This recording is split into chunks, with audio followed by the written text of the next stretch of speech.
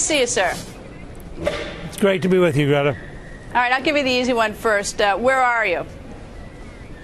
I am in Des Moines at the annual Republican State Party Reagan dinner. All right, now we go into the little bit harder ones. Breaking news out of Greece tonight: the Prime Minister has survived the vote of no confidence. What does that mean for him, and what does that mean for us? Well, it means that the effort by France and Germany to continue to bail out the Eurozone will continue. It postpones the crisis probably for another month or two. And I think in that sense it's probably better news than having Greece collapse tonight. So it's frankly a surprising result. The country is overwhelmingly against what's being done. The two major parties, both of them, have less than 10% support each, and they're the major parties because the country is so angry. So it's a great achievement, I think, in the face of very, very stern blackmail from Germany and France, saying that they would cut off the Greek economy totally if he lost it. But it does buy them a couple more months. I think it means slow, continuing decay. Italy is decaying. The crisis is a long way from over, but at least it's not a disaster. Well, you say it's going to buy it a couple more months, but as I understand it, is that the reason we sort of got into this no confidence vote is because the Prime Minister wanted to put to the people of Greece the question of whether or not to accept the austerity measures that Merkel and Sarkozy wanted in order to bail out Greece, and that sort of backfired him. I mean, the people of Greece are not happy with the thought that they're going to have a lot of their benefits cost. So it is. I mean, I don't understand how this is necessarily anything but like putting the lid on for a very short time and a very combustible situation. I don't, to be honest, Greta, I don't know when the Greek next election is. I suspect if things don't improve, and I don't think they will, you'll see virtually every incumbent wiped out in every party. I think you're going to see a populist rebellion in Greece. You could see one in Portugal. You could see one, I think, in Italy. There's a really deep level of popular anger in Europe, but the European system is designed to block the people from having power. I mean, the elites in Europe work very hard at controlling the European people by indirect means. And it's only when you get to referendums that you see how decisively the people of Europe are unhappy with the current governments. All right, but we're not simply bystanders on this. I mean, this matters to us, does it not? I mean, this rattles our economy. Yes. Maybe we're a little bit sort of off to the side, but this really matters to us, what happens. Well, and I think in that sense, you know, if you take the view it's better to wait and maybe the disaster won't happen, then this is semi-good news.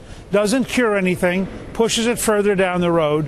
After all, the Greeks last week agreed that the private banks would take a 50% loss, and people were immediately saying that's not deep enough, that they need to take another 20% off, that they should have taken a 70% loss on bonds. This is part of what happened, as you know, with John Corzine, who turned out to be involved in a company that had been betting that these sovereign debts could not be repudiated, and when they took the 50% loss, the company he was involved in basically went bankrupt. So that's a piece of what's going on out there.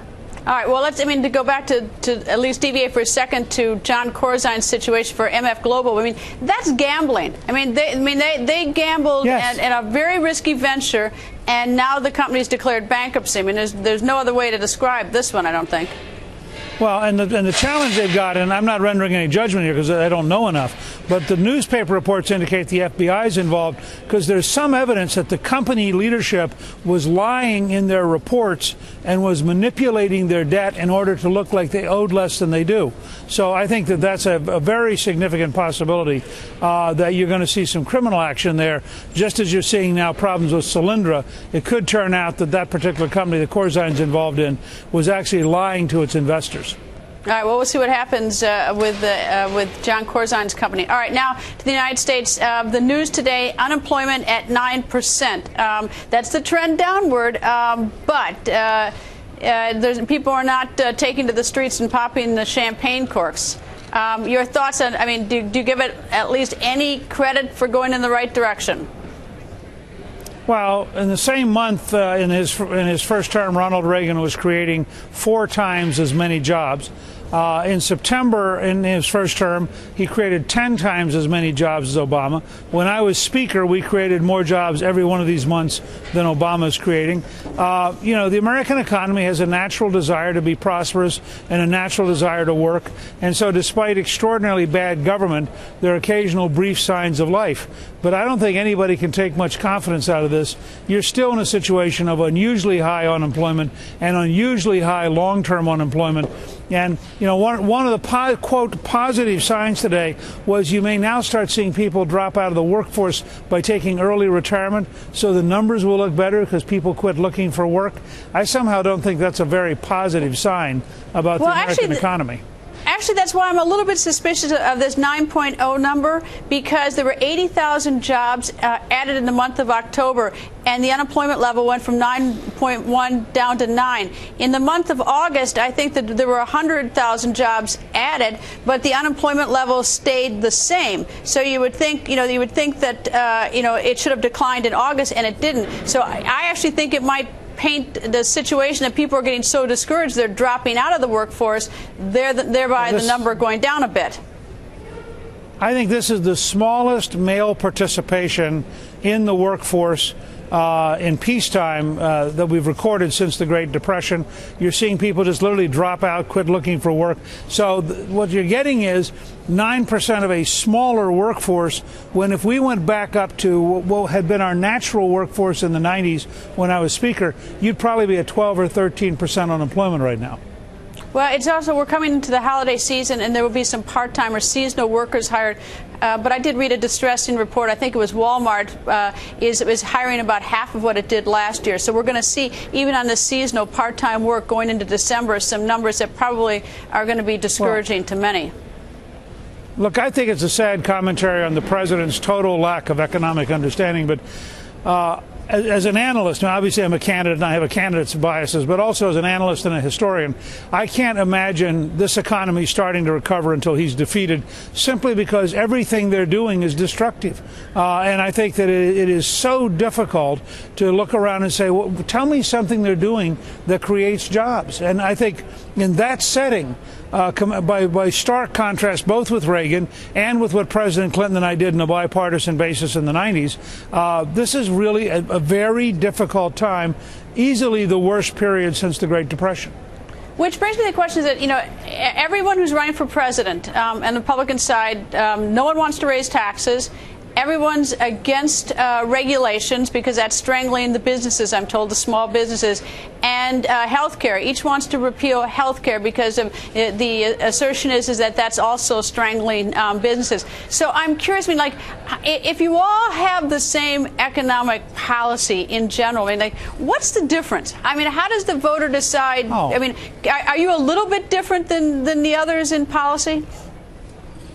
Look, I think different people are very different. Herman Cain has a 999 plan, which is probably the boldest. I don't think it works, but it's a very bold plan and a very big plan. Rick Perry and I both have an optional flat tax, which are sort of generally similar. There's some specific differences. Romney has, I think, the most cautious and almost the most traditional of the plans, has the fewest changes.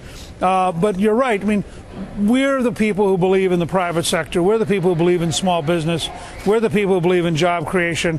The Democrats are the folks who believe in big government and high taxes and bureaucratic unions. And so there is, in fact, a natural pattern for us to move in the same direction.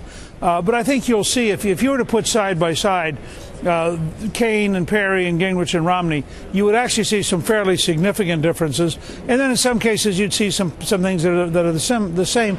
And they sort of ought to be, if you think about it. We broadly believe in a similar playbook, even though we approach it somewhat differently. But you can see how, it's like if you're sort of in the weeds and you're sort of a policy wonk, you might lay it side by side and see the differences. But I think, I would suspect to the voter is that, you have so much in common that really is hard to distinguish. It's hard to get in the weeds and to compare them. Now, the 999 is profoundly different, so that's an easier one. But the other policies are a little more difficult. By the way, Romney's in the other direction. the way I would describe it is if Kane's over here with boldness, Romney's over here with timidity, and then you got Perry and Gingrich with optional flat taxes and other steps that are sort of in the middle of the four of them. And that's kind of how I would lay it out right now. I have a lower flat tax than Perry. I'm at 15. He's at 20%. I have zero capital gains for everybody. He caps it at $500,000. I have 100% expensing for all new equipment. I don't think any of the other people deal with how do you modernize manufacturing and create manufacturing jobs in the U.S. the way I do. But these are serious plans that are worth being studied. And I don't mind saying, frankly, that the primary voter or an Iowa, the caucus goer, will have a chance to see them side by side. And it's a useful thing for them to take a few minutes and look at them and try to understand what each of us is trying to do. How do you know your plan is right? You know, it's like, I mean, 15% is yours, Perry's is 20, got a lot in common. I mean, like, you know, how do you know yours is right? Well, I know that mine is designed based on the years I spent with Art Laffer and Jack Kemp and Jude Winniski developing supply-side economics, the years I spent helping pass the Reagan program, which did create millions and millions of jobs, and the years I spent as Speaker of the House, both bringing unemployment down from 5.6% to 4.2% and balancing the federal budget for 4 years. So I at least have, it's a little bit like going to a chef and saying, you know, how do you know what you're cooking in the kitchen will work? Well, I've done a lot of cooking in my career, and I'm pretty sure we can cook a lot of jobs, we can cook a lot of balanced budget, we can cook a lot of reform, because I've been in the kitchen before and I've done it. And so that's part of my confidence, is just having done all this before. Except then you can get spiked, though, by something like, let's say, China all of a sudden really devaluated its currency down to the basement, something unexpectedly, and suppose that you had a Democratic House and a Democratic Congress that didn't want to work with you. Now you got a real problem. Well, then you have a different problem. But on the other hand, the purpose of leadership is to live in a real world, and so you have to respond to the things that do happen, you know, and you have to try to figure out how you're going to solve the problems that really do exist. And both within the Reagan years, where we started with very high inflation, very high interest rates, it looked like it was going to be a terrible period, and we worked our way out of it. And then when I worked with Clinton in a bipartisan effort to reform welfare and to balance the federal budget, in both of those cases you have to adapt yourself. You know, what we got done was working with a liberal Democrat in the White House. So I would argue if you had a Gingrich White House and if we pick up a Republican Senate and keep the Republican House, we ought to be able to get a great deal done to put America back to work. All right, you must be happy with the ABC News Washington Post poll. It shows that you're coming up to pulling up the rear. You're now up to 12%. You're in the double digits. Why is that? What do you think? Why are your numbers coming up? Does it have any impact on what's happening with the others, or is it your message?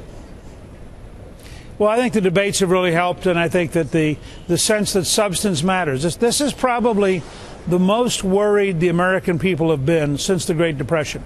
And I think that there's a very deep sense that things aren't going right, that Washington's on the wrong track. I think Congress is at like 9% approval.